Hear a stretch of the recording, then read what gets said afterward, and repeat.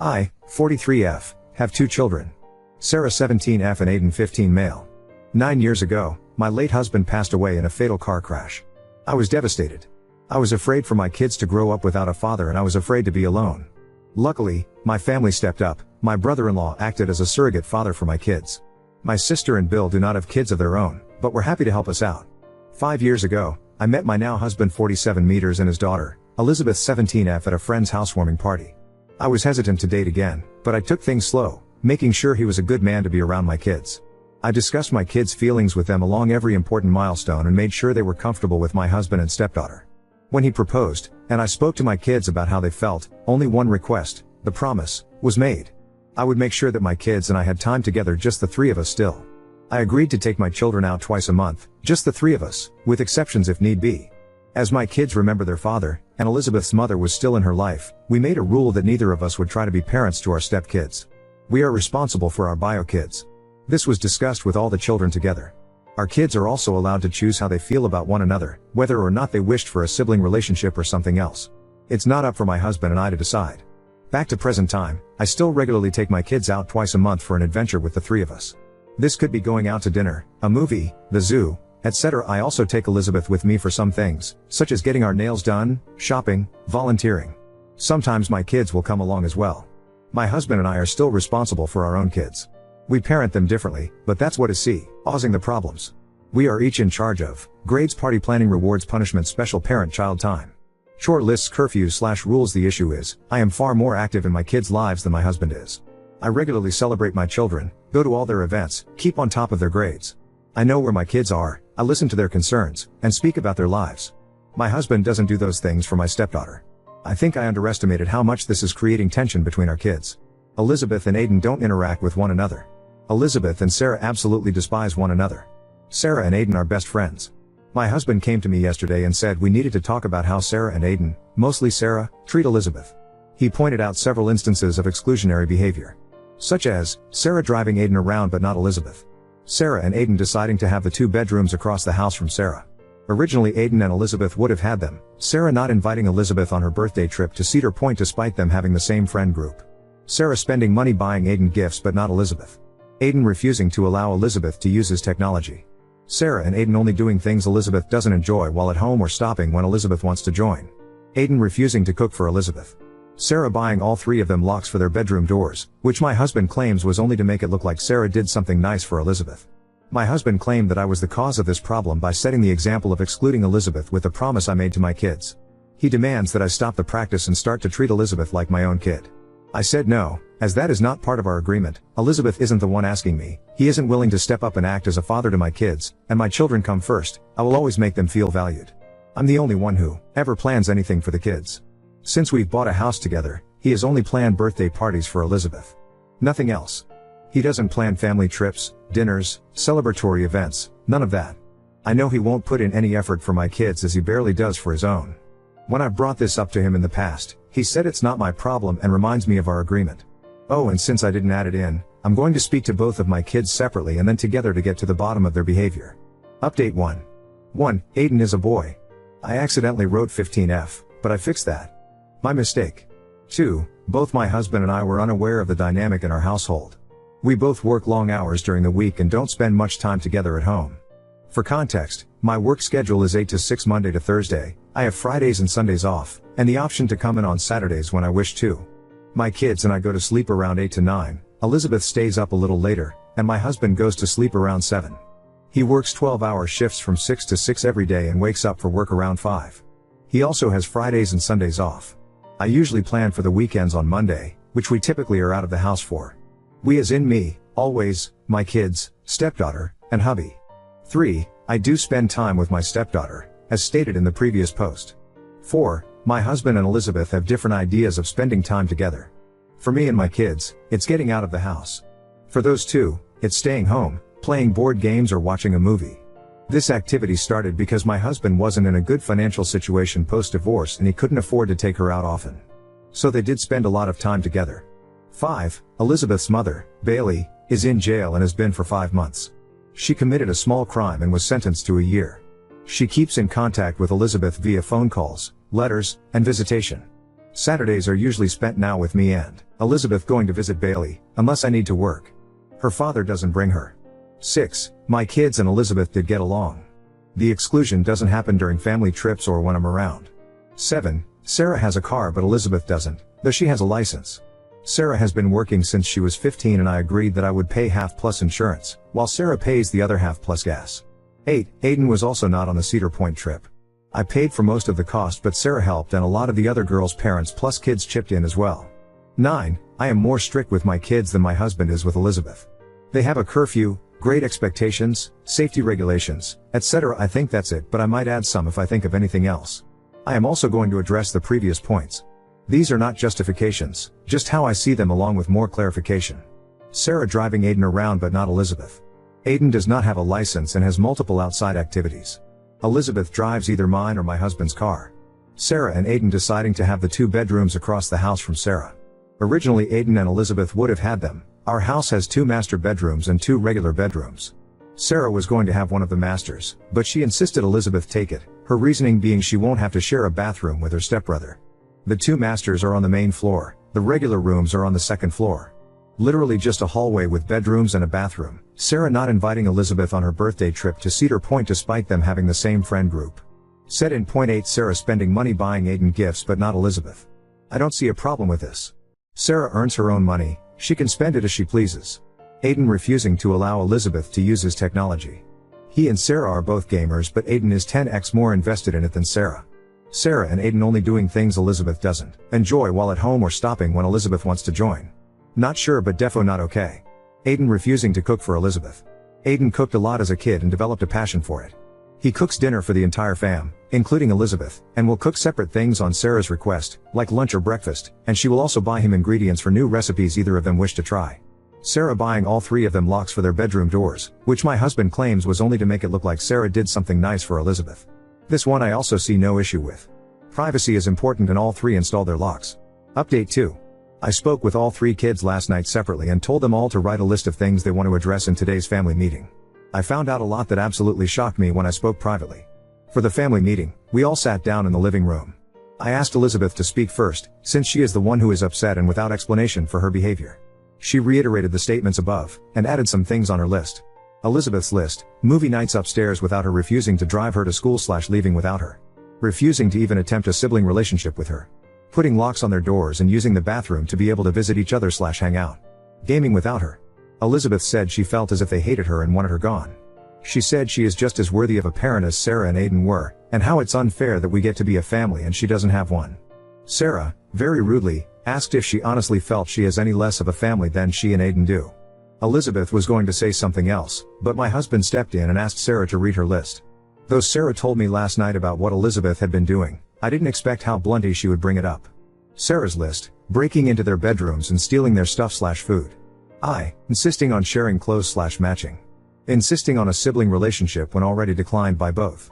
Following her around school and forcing herself into Sarah's friend group despite being told multiple times to leave them alone.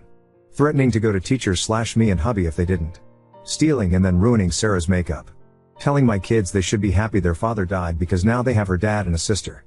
Making inappropriate comments towards anime characters out loud while watching together, this includes minors, insisting Aiden has a crush on her. Getting handset with Aiden and then getting defensive when Sarah intervenes / calls her out for doing so. This is the real reason Sarah insisted on the bedroom situation, purchasing 2 fun items and giving one to Sarah after she confessed to a crush on TV.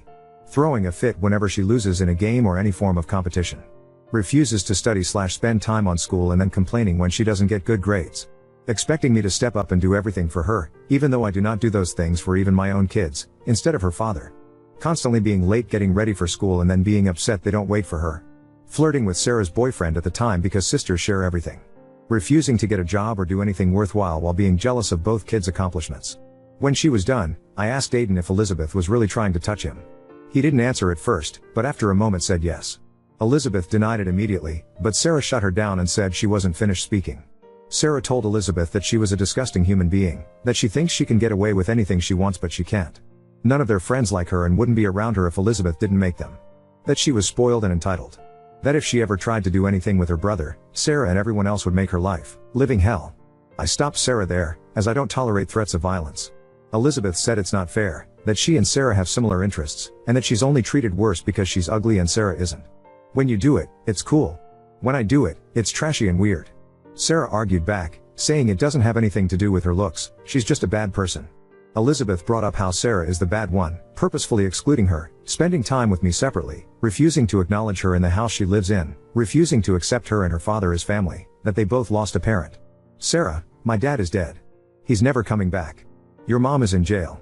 You speak with her daily. See her every week. It's not the same at all. Elizabeth, it is the same. I share my dad, you're just bitching that you have to share your mom now.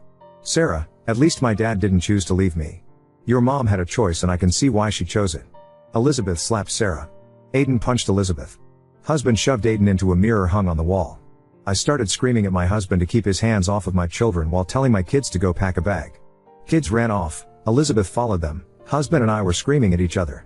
I could hear Elizabeth pounding on their doors and crying.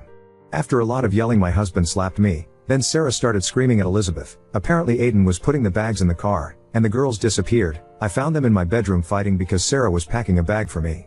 I told Sarah to go wait in the car while I pack. She hesitantly obeyed. I packed my bag while husband and Elizabeth were screaming at me, then left. Sarah was on the curb in the driver's seat, so I let her drive away and then told her to switch with me. My son had to be taken to the hospital as the mirror had cut him. Aiden needed 17 stitches and has a concussion.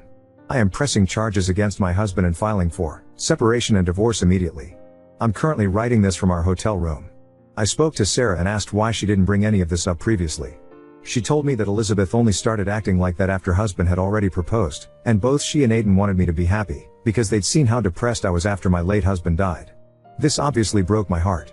I told her, and later Aiden, that they are my happiness.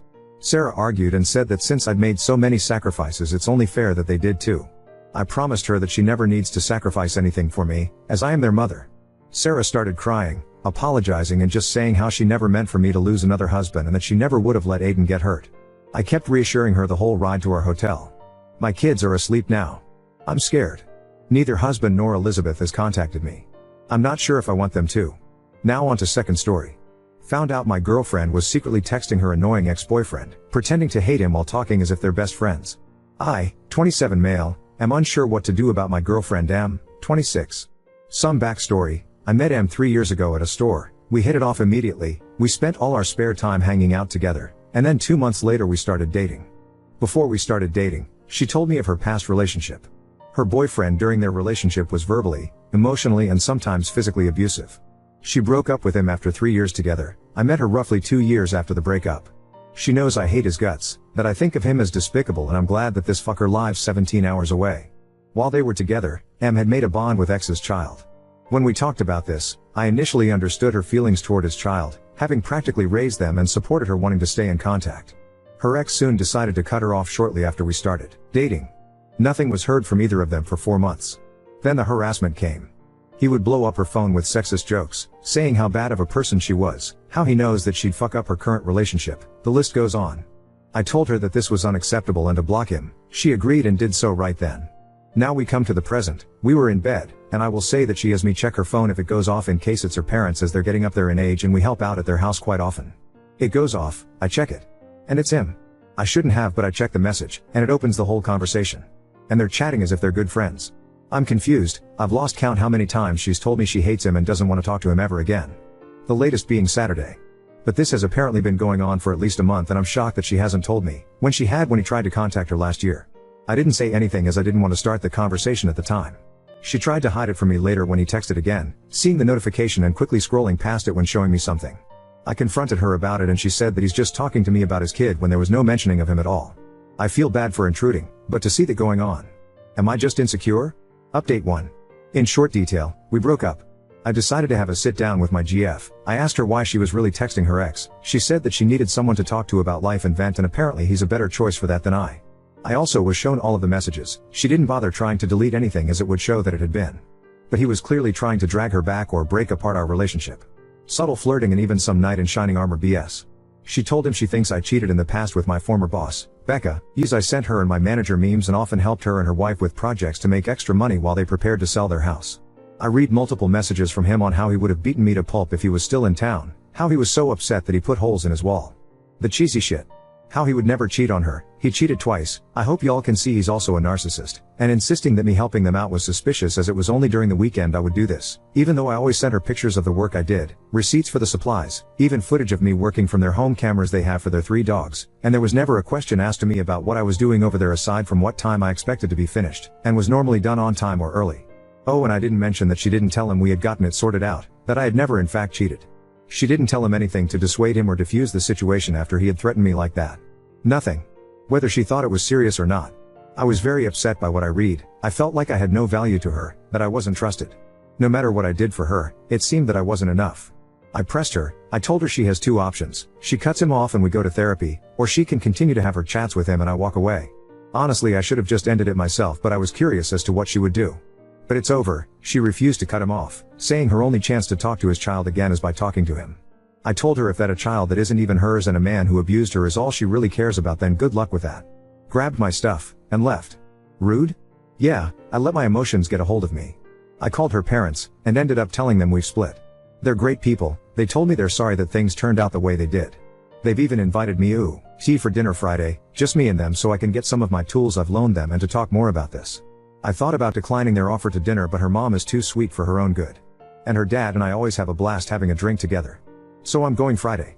I've doubled down on my decision. And knowing them, they probably won't press me to try to make it work. After all this, I'm going to treat myself to a nice bottle of sake I've been saving in my fridge and just relax. Update 2. M has tried contacting me nonstop, from calling to messaging me on SM. Begging me to talk with her and work things out. I replied only once, saying that I gave her a chance to work this out, to compromise and go to therapy together. Only for her to refuse and choose her ex and child over me. Apparently yesterday he cut contact with her, blocking her on everything, and honestly, I saw it coming. But he'll probably do it all over again when she finds a new guy. She's a wreck, and I pity her somewhat, but she's made her bed and it's time for her to lay in it. I told her that there will be no second chance, that I was finished the moment she made her values clear, and again suggested she get therapy. I wished her the best and then deleted her off my phone and anything else she was on. I went out to dinner with her parents last night, and it was actually a good time with them. Her parents were kind yet to the point. Her parents told me not to mince words or leave bits out and just tell them exactly what had been going on. I tried to tell them that while I respect them, that I did not want to drag them into our relationship problems and wanted there to be no issues with them and their daughter. Well, her dad told me they had already had a long talk with M, and regardless, wanted to hear my input. So we talked. I told them about her ex and kid, his threats, him trying to break up our relationship. Well, I guess you can say he did now. Her lying and hiding his messages. I told them I gave the choice and what she chose. I insisted to them that they take her to seek professional help, that if she keeps this up she's going to tear herself up, and any future relationship. I want her to be happy someday, but it just won't be with me. I'm tired of the lies and deceit. I just want to move forward and live my life. And I hope she can do the same. Their response was not exactly what I expected. They apologized to me for her actions, that they were disappointed that things turned out as they had, but supported my decision to walk away from her. I won't lie, I had expected them to ask me to talk to M, and try to move past it. But there was not even an inkling to that. Her mom came and gave me a hug, but her dad just seemed dejected. I'd never seen this man look this way, and it felt like a punch to the gut. It hurt seeing him like that, knowing there was nothing I could do. We ended up just sitting there in silence for a minute before he decided to order a round of shots. A round turned into 2, and that seemed to help relax everyone as we started chatting about my future plans, their retirement, goals and hopes. We were out for 3 hours. Chatting as if we were just normal people. I had a great time, even while it hurt. We cried a few times, we also laughed, and remembered past times when we'd make a fool out of ourselves. When we were about to part ways, her dad gave me a bone-crushing handshake, and a hug which her mom ended up joining in. This man has never hugged me, so I was really caught by surprise. They told me to take care of myself, eat healthy, don't sink yourself in alcohol, and just focus on getting through the days. They're going to look at options for therapy for M, and recommended that I do the same. Which I think I'll do. They handed me a bag with my tools, said they're going to miss me, but wished me the best. I gave them my goodbyes and we parted ways. I feel like a huge weight has been lifted, both off my chest and my shoulders. I decided I'm taking a break from dating. One day I'll find someone. But that's all in the back of the mind. To others who may be going through similar situations, talk to your partners. If you've only talked about going to therapy, schedule a session. If not for you both, do it for yourself. Do not sacrifice your mental nor physical health for the sake of a relationship. If it's not healthy, and attempts of improving your relationship fails, walk away. I know for many it's not that simple, but when will enough really be enough for you?